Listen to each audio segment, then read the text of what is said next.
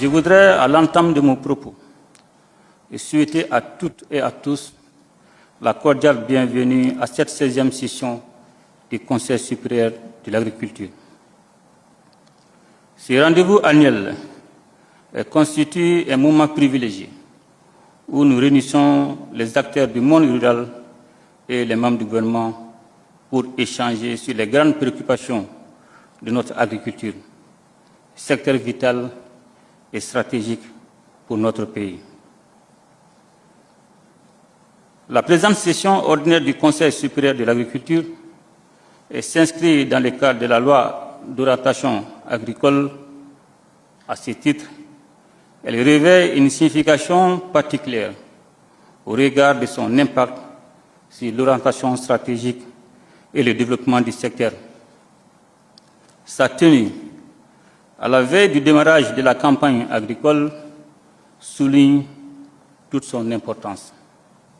Ces cadres d'échange nous offrent l'occasion de partager les préoccupations du monde rural, de dresser le bilan de la campagne agricole précédente et de définir les grandes orientations pour les actions à venir, tout en consolidant les mécanismes de suivi et d'évaluation des recommandations formulées.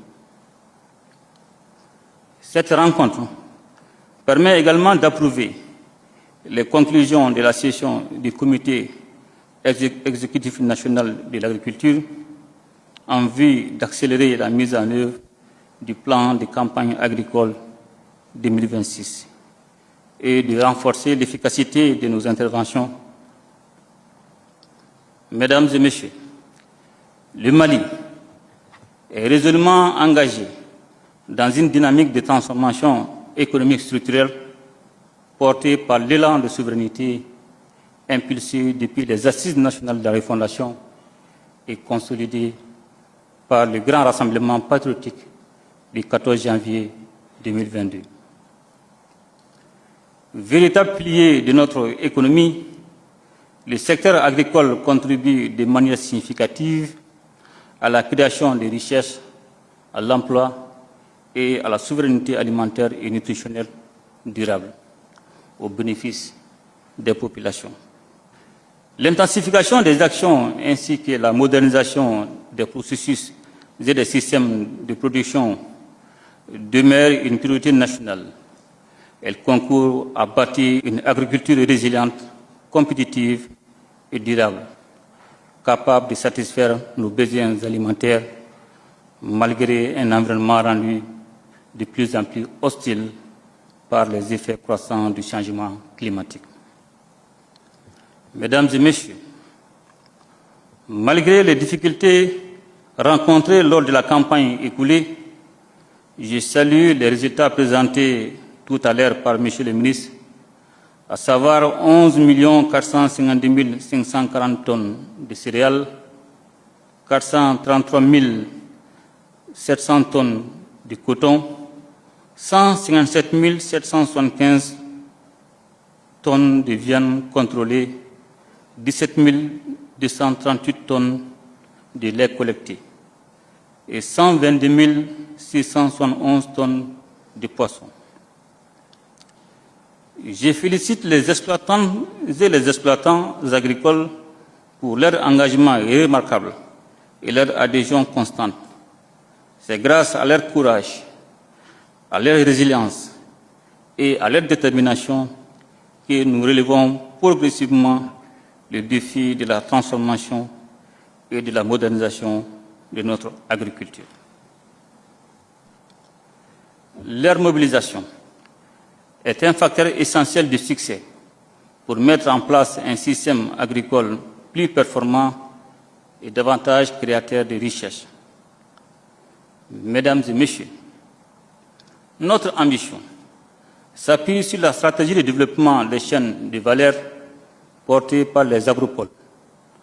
La professionnalisation de ces chaînes de production, de transformation, de conservation et de commercialisation assure une meilleure productivité et une plus forte valeur ajoutée. Ces orientations s'inscrit dans la mise en œuvre de la vision Malikura Nyetasira Kabe Samba Flan Biron Sabama, qui prévoit la création de 12 agropoles structurants fondés sur les filières agricoles prioritaires à fort potentiel de croissance, dont 5 au cours de la première décennie de la stratégie nationale pour l'émergence et le développement durable 2024-2033. Mesdames et Messieurs, au regard de l'ampleur des défis à relever pour atteindre les objectifs de la campagne agricole 2026 et accélérer la transformation structurelle de notre agriculture, j'exhorte l'ensemble des acteurs concernés à engager avec diligence et détermination les actions prioritaires suivantes. Accélérer la création et l'opérationnalisation des agropoles conformément aux orientations et à l'architecture définie dans la vision Malikura Nyetasira Kabe Samba Flan Biron Sabama.